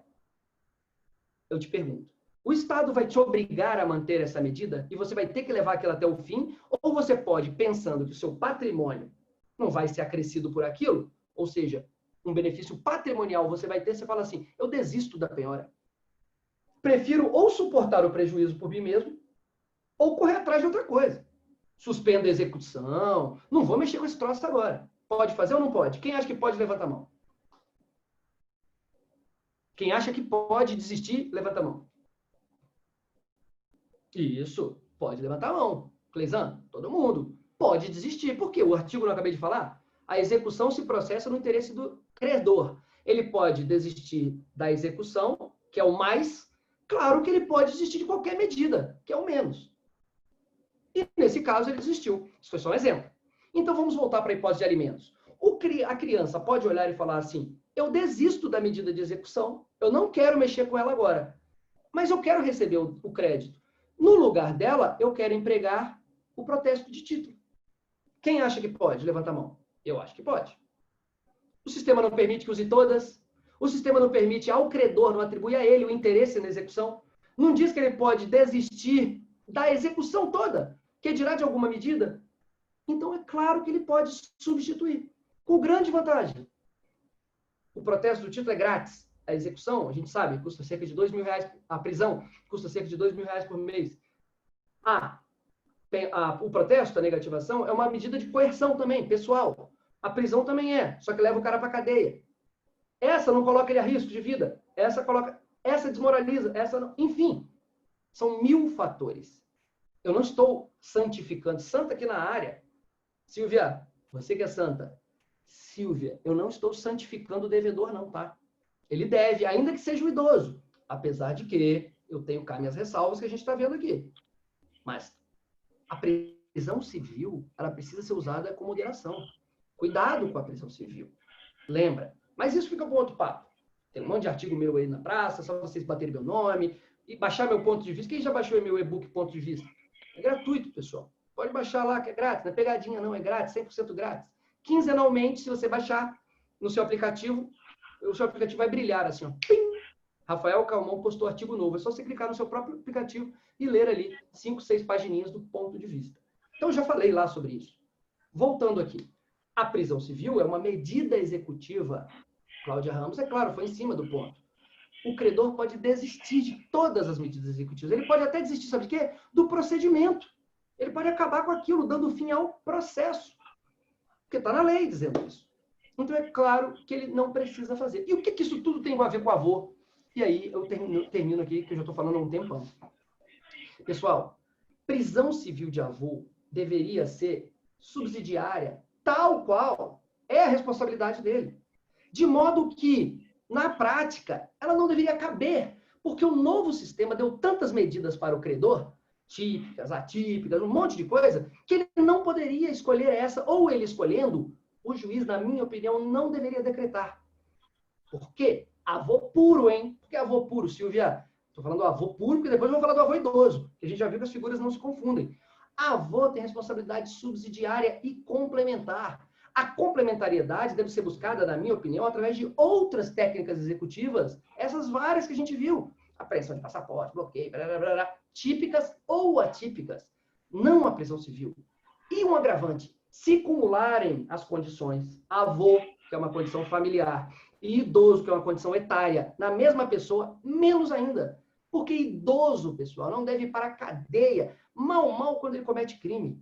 E eu não estou aqui santificando criminoso, não, e nem tenho autoridade para falar de direito penal. Mas eu percebo que o próprio STF, o STJ, os tribunais locais e os juízes de primeiro grau estão percebendo que a cadeia não é um local muito propício para criminoso, parará, mesmo eles, que eles não são piores, o fato que eles cometeram é mais reprovável, eles não necessariamente, eu não estou aqui julgando pessoas, ninguém julga pessoa, deve julgar fato. O fato é repugnante, alguns. E eles têm que ir, mesmo os autores de fatos mega repugnantes, para estabelecimentos adequados.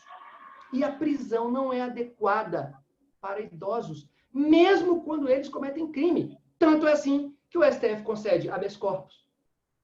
Os juízes deixam de prender, substituem medidas, porque idoso acaba tendo mais problema de saúde, sendo mais possibilidade cardiopata, sendo talvez cometido por um Alzheimer. Enfim, é uma pessoa vulnerável frente a outra pessoa que não é vulnerável. Ele não é necessariamente incapaz. Incapaz é a condição de que ele tem uma outra condição.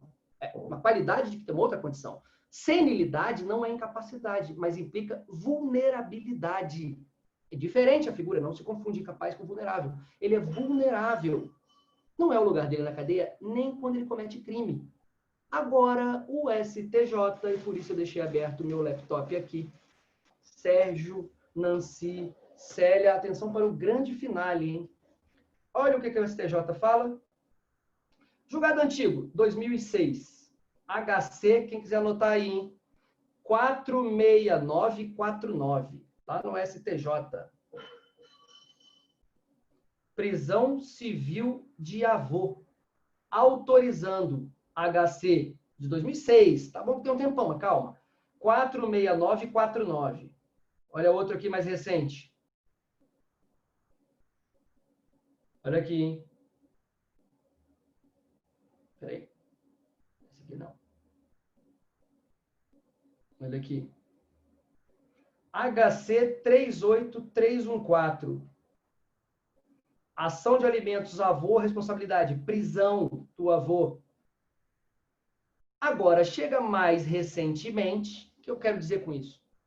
A obrigação dos avós pelo STJ, muito embora sendo subsidiária, que ele reconhece, e complementar, Sérgio? Ele diz que pode. Eu, com todo respeito, discordo. Vários HCs que eu não localizei aqui, mas vocês batem depois, alimentos, prisão, avós. Você vai ver que eles admitem tranquilamente a prisão de avós. Alguns casos, e aí eu cito esse mais recente aqui, por ser avô e idoso, o STJ tem falado o seguinte, e eu adoro, que bom que pelo menos fala.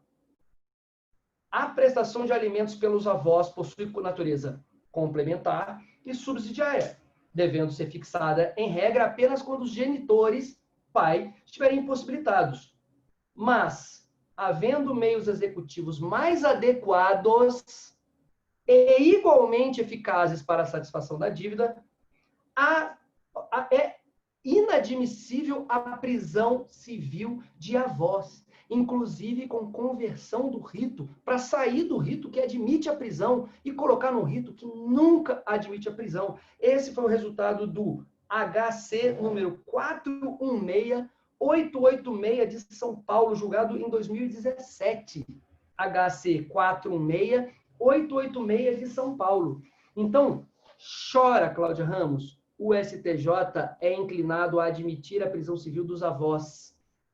Quando os avós são idosos, por causa da idoice e não da avoice, por causa do critério etário e não do familiar, o STJ tende a não aprisionar os avós. O que eu, pessoal, lamento decepcionar alguns, não concordo de jeito nenhum. Para mim, o critério jurídico, em primeiro lugar, independentemente do critério etário, deve fazer com que os avós não sejam presos por dívida para os netos. E, ainda que não seja, mas se houver acumulação, o critério etário, idoso, não deveria ser preso por uma obrigação civil residual. Por que eu falo isso? Preta Gil é avó.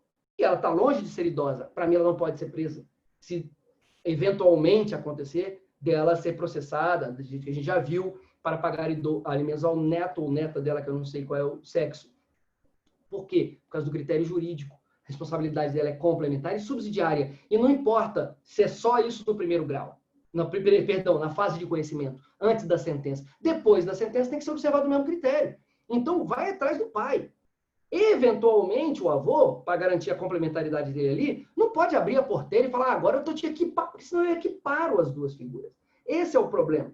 Eu desequiparo na fase de conhecimento por um motivo, nobre, jurídico, correto. Mas abriu a porteira da execução, está tudo misturado no meu balaio. Não pode ser assim. O sistema não pode ser incoerente a esse ponto. E ainda que não seja o critério jurídico, caso haja a conjunção de qualidades numa só pessoa, idoso e avô, aí com muito mais razão não deve caber aí por um critério humanitário. Então, se não é o jurídico, é o humanitário. Se cumular as duas figuras, são os dois critérios. Então, pessoal, era isso que eu queria falar a respeito da prisão civil. Obrigado por vocês terem ficado até agora comigo aqui. E eu me encontro à disposição ainda para eventuais questionamentos, ponderações, quiser saber sobre o livro, estou aqui. Legal? Obrigado, Cleisan. Obrigado, André. Obrigado, Abel Tatuapé. Obrigado, Santa Silvia, Roseli, Marcos, Cláudio, Henrique, Silvia, Luiz Carlos, Serjão, Márcio Oliveira, Lucas, Paloma, Sósia Della Silvana, Célia Regina, galera do Fundão aí, ó, galera do Fundão, Luiz Carlos, que apareceu só agora, Nancy Zagalo, iPhone de Roberto, Rita Silvia, enfim. Doutor Rafael, como a gente está um pouquinho adiantado, tem várias perguntas aqui. Eu vou fazer umas perguntas, mas eu queria que o doutor já mostrasse os seus livros, se possível. Eu vou pedir para Maui, meu assistente, vocês conhecem Maui? O Maui, meu assistente, pegar meus livros, para eu não sair aqui da frente da câmera. Então, peraí que eu vou chamar o Maui, meu assistente, para ele pegar meus livros. Só um segundo, hein? É o cachorrinho? Ai, meu cachorrinho. Só um segundo.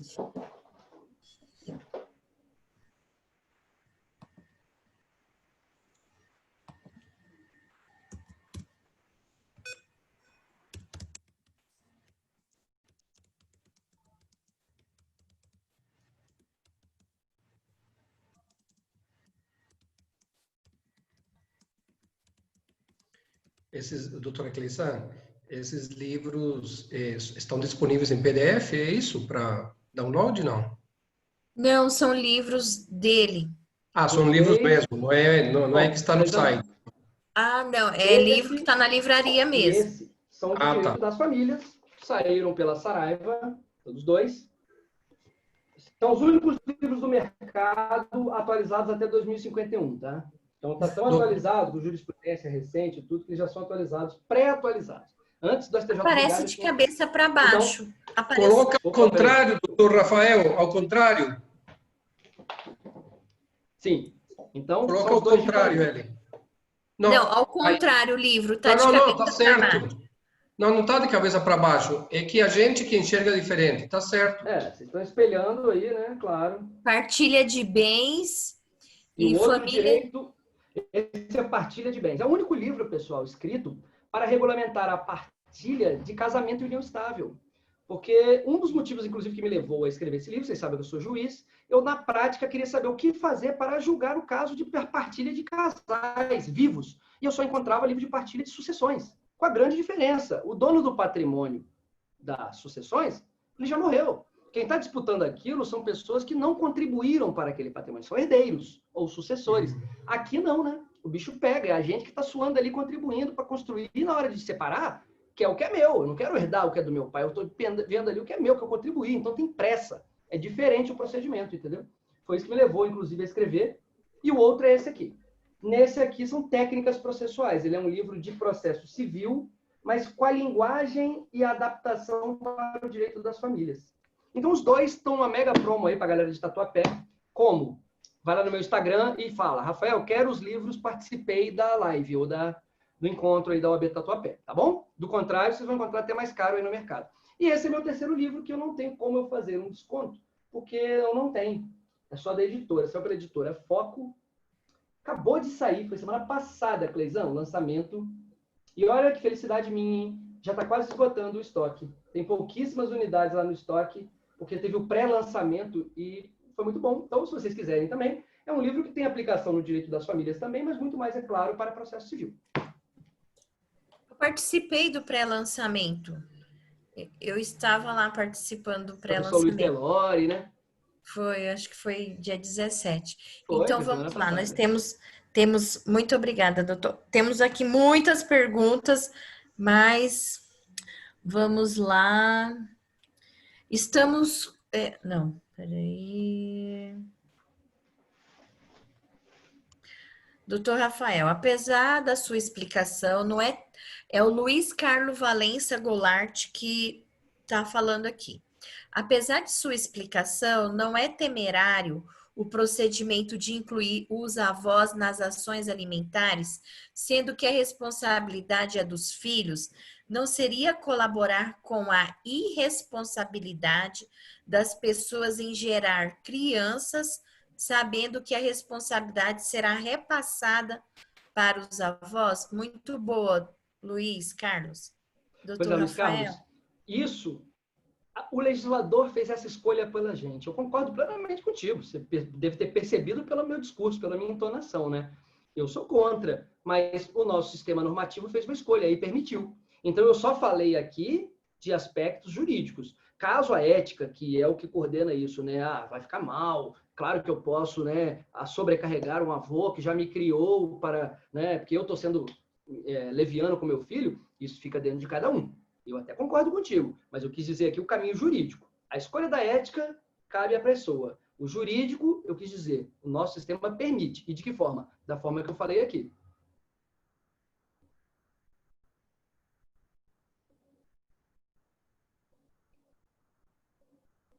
Cleisan, não estou te ouvindo. Cleisan, liga o microfone. Ah, eu esqueci. Desculpa.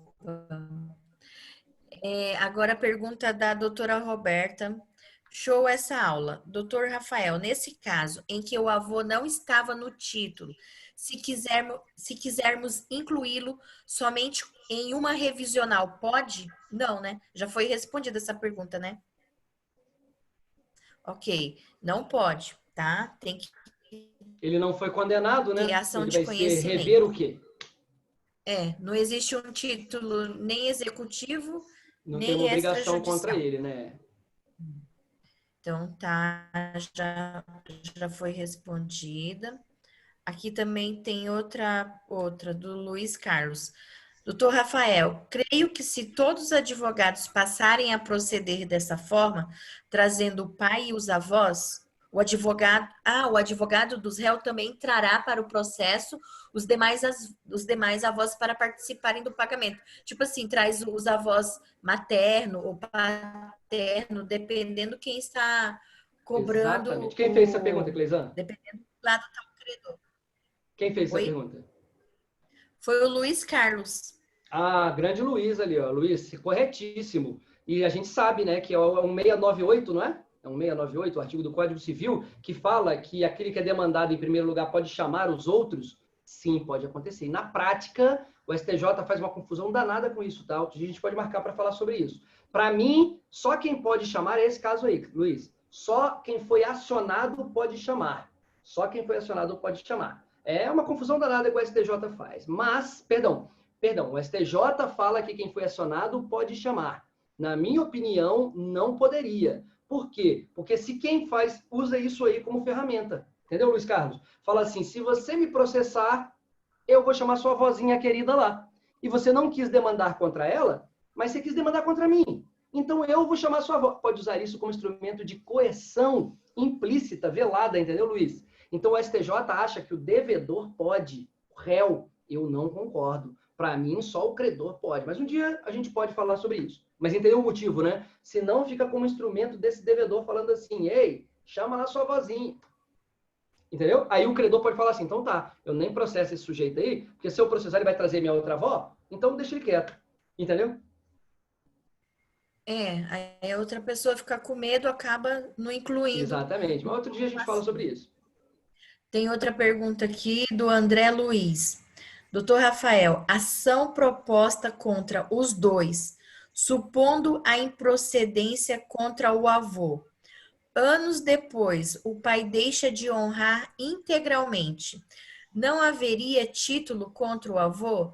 Teríamos que recomeçar contra o avô? Eu entendo que teria que recomeçar. Se foi improcedente contra o avô, olha eu respondendo. Concordo, Cleisan, deu aula. Concordo. A essa altura o pessoal já deve ter ficado bem claro para eles, né? Que título é quando há condenação, né? Porque se tiver título em procedência, né? Isso mesmo. Deixa eu ver, tem mais aqui. O André Pegas, ele colocou aqui, casos sejam devidos. Aí ele colocou V.G. Que isso? Acho que é valores. Abreviatura. Caso sejam devidos, 12 meses de alimento.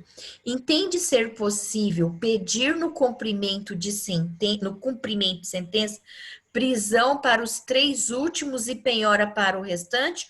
Ou seria o caso de iniciar 2 cumprimentos de sentença? Eu entendo que são 2 ações.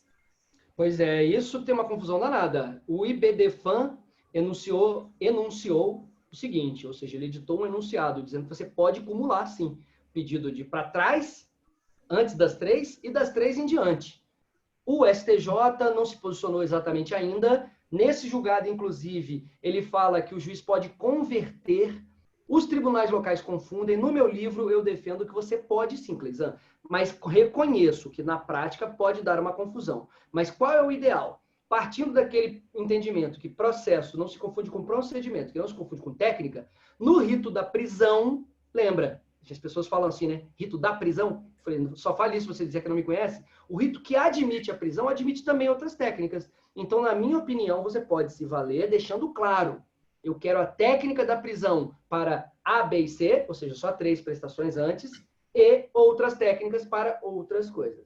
Mas é bem controvertido, bem controvertido. Eu entendo que sim, salvo engano, o Cristiano Chaves de Paris entende que sim, o STJ aparentemente está se inclinando nesse sentido, e o enunciado do IBDFAN, sim. Então, se você defende essa corrente, pode ouvir nós 4. Se você não concorda, boa parte da doutrina também vai falar que não pode, e eu reconheço que há dificuldades, mas tecnicamente eu não vejo impedimento. Por isso que eu defendo que caiba. Mas é meio vencida essa corrente minha, tá bom? Muito embora o próprio IBDFAN tenha anunciado a favor.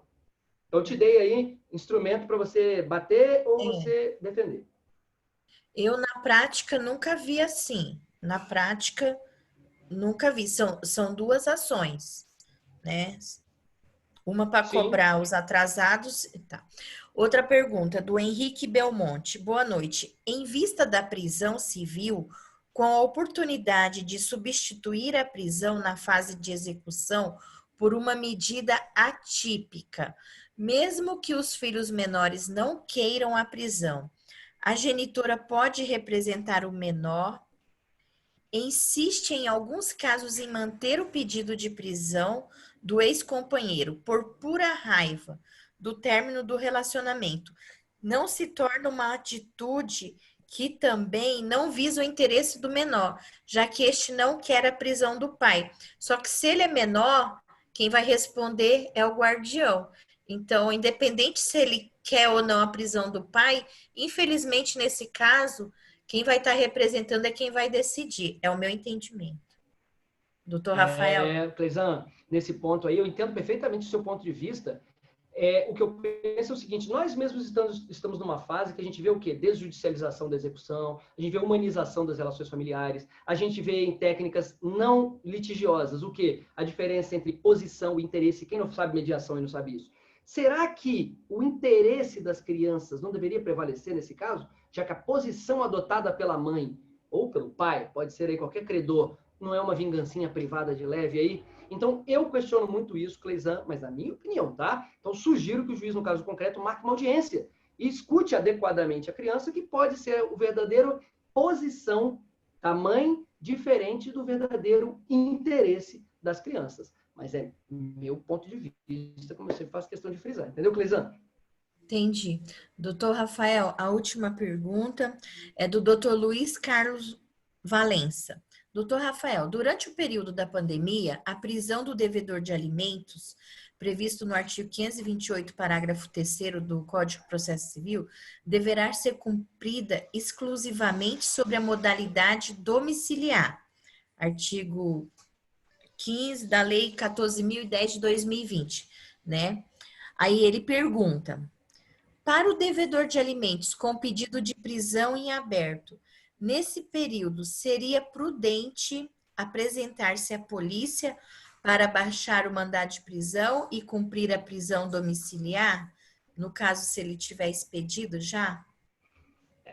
São Ou perguntas práticas. aí ele fez uma pergunta, aí depois ele colocou assim, ou é temerário apresentar-se, pois o delegado pode interpretar de forma contrária, deixando a pessoa presa até consultar o juiz. Você vê, ele é esperto, ele é advogado. Eu não poderia falar um caso prático, né? Cabe a estratégia que ele utilizar. Eu já vi juízes falando o seguinte, eu nem concordo muito, mas falando assim, o devedor que se apresenta para mim para cumprir, para mim a medida perdeu eficácia, então revoga a prisão. Não concordo com isso. Ele cumpriu, é uma forma dele cumprir. Claro que não vai ter muita eficácia, porque ele mesmo quer. Mas será que ele não muda de ideia lá dentro? Enfim, eu já vi juízes falando isso. Agora, qual é o risco de, na prática, o delegado já prender o bicho ali e não soltar mais? Pode. Então, é uma pergunta muito complicada, porque ela envolve critério prático, né? O fato é que a parte teórica você está coberto de razão. Não pode cumprir em regime de jeito nenhum trancafiado, nem que fosse semiaberto, nem dormindo lá, nem nada. Para mim, ele deveria cumprir, se cumprir, né? Eu sou meio contra isso, no máximo com uma tornozeleira eletrônica, como teve até um juiz aqui no Espírito Santo que utilizou. Porque a domiciliar nós já estamos, né? O doutor Covid já prendeu a gente. Agora, o doutor juiz pode botar uma tornozeleira eletrônica para que ele cumpra domiciliar, mas seja pelo menos fiscalizado e tudo. Não sei se vai resultar muito. O fato é que trancafiar, ninguém pode ser trancafiado por prisão alimentícia nesse período. Agora, se o delegado vai cumprir ou não, né, seria demais que eu soubesse. Ó, eu falei que era a última, mas eu vou fazer a última aqui, porque foi a Santa Silvia que fez a pergunta. A Santa Silvia... Se eu não me engano, ela já é vovó. Então, eu vou considerar aqui, viu, doutora Silvia Mandari? Se os avós faleceram, o pai já foi preso e não paga, podemos ir contra os tios? A criança e mãe são muito carentes e são representados pela Defensoria Pública do Estado. Eu acredito que o doutor já respondeu também essa pergunta, porque aqui, poder ir contra os tios? Não, porque os tios não estão na ação de conhecimento, Olha, eu respondendo também. Mas, ó, tá perfeito, Cleissa. Não pode, né? Mas eu acho que ela quis dizer entrar com uma ação contra os tios. Aí é só a gente ver a quem a obrigação alimentar se estende, né? É ascendente, descendente e colaterais. Então, acho que não pode para o tio, né? Acho que ele poderia ir para o irmão, né? O irmão, a própria criança pegar os irmãos, e não os tios, que são irmãos do pai. Entendeu, Santa Silvia? Doutor Rafael, terminou as perguntas. Eu quero agradecer mais uma vez a sua presença aqui conosco e já fica aberto o convite, né, para outras webinários aqui na comissão. Uma didática faz o pessoal participar, ficar antenado. De repente você chama o nome de um aí para responder e não tá. Eu estava ligada aqui, viu? Estava ligada e eu agradeço o doutor Sérgio Islam. Ele está representando agora a OAB Tatuapé, a doutora Andréa teve que sair. E eu quero deixar os meus agradecimentos para todos que estão aqui presentes, que estiveram até agora exatamente às 20 horas e 57 minutos. Quero agradecer e, como eu disse, né, as portas estão sempre abertas. Doutor Rafael com a palavra. Doutor Rafael e depois doutor Islam. Muito obrigada. Vou resumir. Obrigado por essa experiência. Foi muito legal e boa noite. Só isso. Doutor Rafael, muito obrigado. Em nome da diretoria da OAB Tatuapé, queremos agradecer pela sua participação. Foi uma aula maravilhosa, magnífica. A gente aprendeu muito. Realmente, como a Cleissan disse, nos pegou de surpresa, né, com essas perguntas, mas é muito didático e isso nos faz ficar atentos o tempo todo. E é um tema também, doutora Cleissan, parabéns pelo tema, por ter escolhido esse tema, porque é um assunto, pelo menos assim, no meu entendimento, que é de extrema importância e não se escuta muito por aí.